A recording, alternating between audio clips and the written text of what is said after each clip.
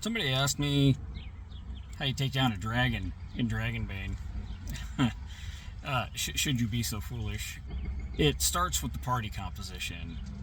I firmly believe you gotta have at least one heavily armored melee combatant. Fighter, knight, something. You've gotta have one or two archers, preferably with heavy crossbows or longbows if you're in a pinch. You've got to have a healer. If you don't have a healer, don't do it. Just don't even try. And then from there, mages. And I know the Book of Magic's not out yet, but you gotta have a mage that can cast some things to protect people. You've gotta have a mage that can do some blasty stuff. So a couple of mages here and there doesn't hurt. And if you're being really thorough, you get a thief, because that thief can hopefully pull off a backstab to start the fight, and that extra damage that you get against said dragon is going to make a world of difference down the road. Dragons in Dragonbane are huge, and they are packing 3 ferocity, which means they get 3 turns every round. Now that could be a dodge and a parry and an attack, or that could just be 3 attacks, or that could, I don't know, there's a lot of ways of breaking that up, but still. Ferocity 3 is nothing to mess around with, guys. And then dragons have 84 hit points, usually. Unless your Game Master's feeling really generous. 6 armor, so good luck penning that, because, I mean, there's, like, weapons that can't even hardly do more than 8. 6, 8. I mean, you better hope for bonuses. Yeah, and then there's their attack table. You've got claw attacks, wing buffets, and of course, everybody's favorite, the breath weapon. And breath weapons ignore armor.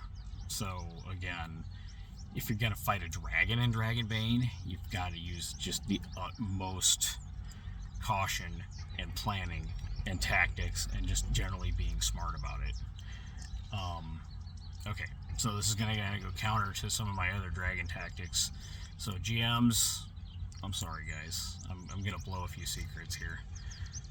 Alright, first thing you're going to have to do, if you're going to fight a dragon, one, you've almost got to fight it indoors. Because if you try to fight it outside, it's going to get in the air. And when it gets in the air, your party is toast. Next thing. You got to cut off its escape routes, guys. That dragon is going to have minions. That dragon is going to have all kinds of help. And that dragon is probably going to have more than one escape route if it's smart. And let's face it, dragons are smart. I mean, on top of being a scaly, armored, meat-eating killing machine, most dragons are really, really intelligent. Now, that's not to say they don't have their foibles, but most of their foibles are mental and social, not physical. And let's face it, if you're going to take down a dragon, it's probably going to be a physical confrontation of some kind. Alright, so I've kind of alluded to this already. The next thing you have to do with Mr. Dragon is make it so he can't fly. Because if a dragon gets into the air, even if it's just in a large cavern and it can fly up, the party's in a lot of trouble, because now your melee combatant can't really do much of anything. He's just stuck on the ground waiting for something to happen, swatting in the air. But meanwhile, this thing's, 5 meters overhead, blasting fire and swooping down to drop attacks just long enough to fly back up and not get hit with anything. It's not a good scene. It's not a good scene for the players anyway. So, as a GM, it's amazing, but for the players, it's not a good scene. And yeah, dragons are going to do that because they want to survive. I mean, if dragons live hundreds and hundreds of years, they're not just going to get into some silly scrap with a bunch of adventurers that just want some loot, And that's one of the other things I always say is listen to see if this thing wants to negotiate or surrender or whatever. Because, again, you don't live to be centuries old or even, going on a millennia old by just fighting it out with everything. And dragons tend, at least my dragons, tend not to fight to the death because they know that, you know, they've got hundreds of years. If there's like something not that important for the dragon, it's gonna wait it out, you know, because humans come and go, hobbits come and go, sorry, halflings come and go, dwarves, elves, okay, they live a little longer, but still, they come and go. Dragons, they got all the time in the world. They don't care. They really don't care. They are waiting for that demon war to restart in Dragonbane. They don't care about no silly adventurers. I mean, geez, adventurers are like small potatoes. And can surrender. Dragons can negotiate. Dragons have treasure to hand out. You know, dragons have favors that they can grant. Dragons are basically the loose equivalent of angels, but realize dragons have their own agenda. They're not all nice guys. They're not all nice people. Dragons make really awesome, big bad, evil villain types. You know, if you need a B-bag for your campaign, there you go, right there. Assuming that a dragon would actually be that bad in Dragonbane.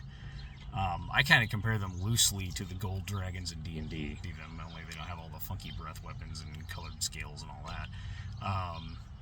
But that's Misty Veil dragons now. The dragons in the campaign world I'm building are completely a different animal, and we'll get into that somewhere else. But mostly, I just wanted to talk about tactics when you're fighting a dragon as a player character. You know, again, I'm going to go back to this notion that you gotta, I hate to say break their wings, but you gotta keep them on the ground. If you can't keep them on the ground, they are going to eat you alive. And then the next thing I recommend is keeping the tanky character, the melee combatant, the heavily armored, you know, guy in the full plate, great helm, shield, and like an axe or a sword or something. That guy's got to stand between the dragon and the archers and the dragon and the healer and the dragon and the mages, especially the healer and the mages, because those guys are squishy. They don't wear armor. Mages can't wear armor in Dragonbane. I mean, at least not regular armor. The other thing you got to consider too is, at most, unless they've been taking some heroic abilities, at most the player characters are going to have 18 hit points apiece, which means they get hit with a breath weapon, they get hit with one of those 4d10 claw bite attacks, whatever, they're not going to make it, or at least they're going to be hurting bad. And you don't want to be making death rolls on the first or second turn of combat, because that's just never a good sign. Dragons lead to TPKs. I'm sorry to say it, you know, but it happens. It does happen. Other things, let's see. Yeah, definitely want to keep the squishier characters away from the dragon, because again, if they scrap with it physically, they might not have.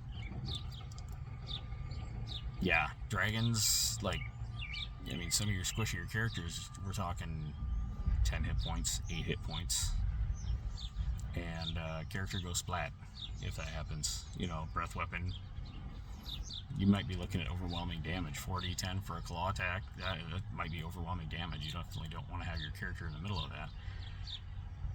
So, and that's also why I said bring a healer, you know, an animist or somebody with a lot of healing potions or something, because you're going to need every last one of them. You're going to need every last healing spell, every last willpower point, every last healing potion you can get your hands on. If you got some kind of magic item that heals, yay, that might save you a lot of grief down the road. So definitely bring a healer. Definitely be prepared for damage, because it's going to happen. And like I said, you're going to have to find some clever way of getting that dragon down on the ground and keep it down on the ground. Because if you can't chain it down, break a wing, drop something heavy on it, and some other way just prevent it from moving around the battlefield, it's going to probably mop the floor with the characters. I'm trying to think what else, if anything, I have mentioned about fighting dragons recently. I talk about this on my blog, by the way, jeffsgamebox.blog. And there's a lot of tactics I could get into here. I mean, I've just scratched the surface on some of them, but nothing is foolproof. and you could chain a dragon down to the ground and it might still wipe the party. Because again, it's a scaly meat-eating killing machine that was designed to dish out damage and take damage and just not take any grief off anyone. And really, dragons are to be respected and feared in just about any fantasy role-playing game, but Dragonbane especially. I mean, it's right in the name, Dragonbane.